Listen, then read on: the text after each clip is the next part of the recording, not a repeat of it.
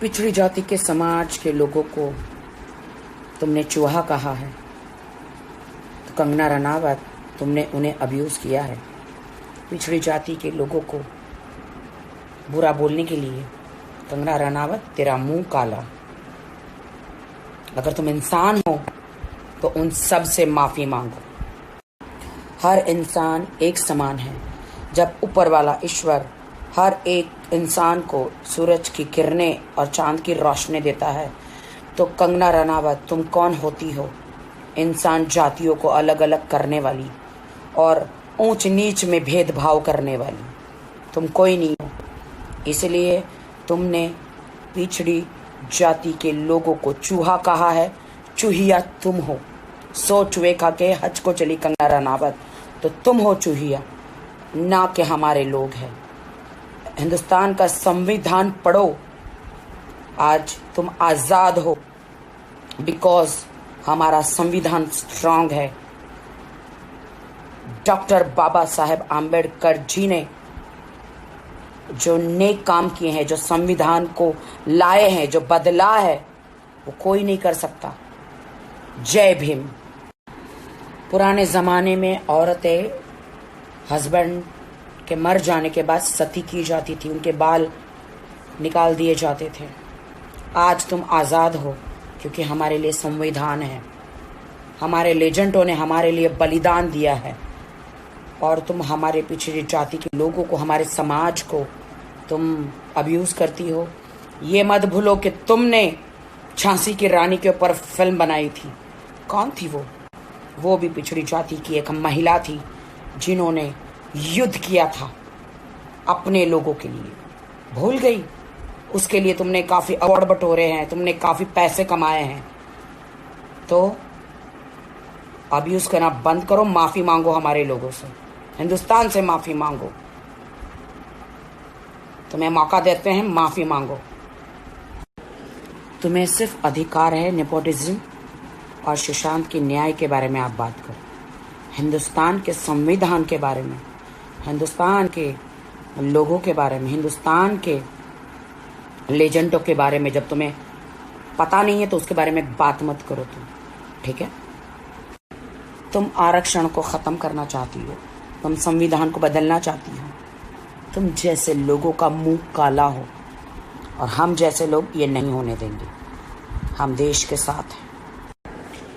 कंगना सावित्रीबाई फुले जी को आप जानती हो कि नहीं, मुझे नहीं पता, बट इस देश में सबसे पहले जो महिलाओं के लिए स्कूल है उन्होंने खोला था।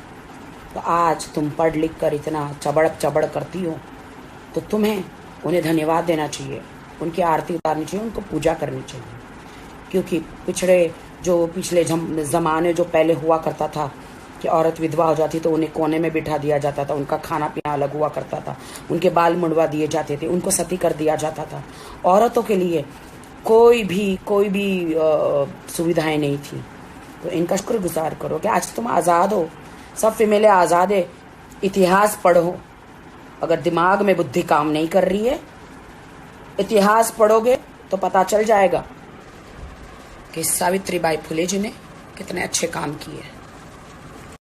कंगना रनावत, संविधान पढ़ो। संविधान नहीं होता तो तुम्हें जौहर करना पड़ता, और अनफॉर्चुनेट अगर तुम विधवा हो जाती तो तुम्हें सती हो जाना पड़ता, एक कोने में बैठे रहना पड़ता, संसार से अलग कर दिया जाता और तुम दूसरी शादी भी नहीं कर सकती थी। इसीलिए संविधान पढ़ो, सोचे समझे बगैर मत बोलो।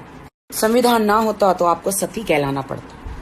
संविधान ना होता तो आप ये पढ़ लिख कर स्कूल भी नहीं जा पाती, कुछ नहीं कर पाती। यहाँ तक जो बॉलीवुड में आके जो तुम स्टार बनी हो, हम बने हैं स्टार, जितने भी स्टार बने हैं लोग, संविधान नहीं होता तो इतने कामयाब भी हम नहीं होते, और महिलाएं खास करके इतनी आगे नहीं बढ़ पाती। बहुत सारे लोगों की माँओं ने बर्तन मांजकर, सड़कों पर झाड़ू लगाकर अपने बच्चों की परवरिश करी है। तो उन लोगों को तुम अब्यूज़ मत करो। ईश्वर न करे कि तुम्हारी माँ ने ऐसा कुछ तुम्हारे लिए किया हो लोगों के बर्तन मांजकर, सड़कों पर झाड़ू लगाकर, लोगों के टॉयलेट धोकर तुम्हें पढ़ाया हो। अगर तुम्हें अच्छी परवरिश मिली है तो वो संविधान को धन्यवाद कहो, ईश्वर को धन्यवाद कहो। तो दूसरों को, पिछड़ी जाति के समाज को तुम अब्यूज मत करो। झांसी की रानी में जो असली किरदार जो निभाया था उजलकारी बाई, वो एक बहुजन समाज की बेटी थी जो अपने लोगों के लिए लड़ी थी। तो क्या ये आप भूल गई? तो आप सुशांत के लिए न्याय मांगो, उसके खूनी को तो हम भी ढूंढ रहे हैं। 4 फोटो मोदी जी के साथ क्लिक कराने से आप देश के प्रधानमंत्री नहीं बन जाएगी।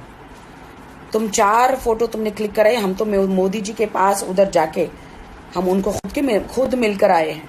और मोदी जी से एक बार नहीं 2-3 बार हम मिले हैं, लेकिन हमने कभी नहीं सोचा कि हम देश को हाथ में ले लेंगे। मोदी जी के साथ 4 फोटो खिंचवाने से, मोदी जी को 2-4 बार मिलने से तुम खुद को प्रधानमंत्री समझ के बैठी हो क्या? गलतफहमी में जीना बंद करो कंगना रनावत।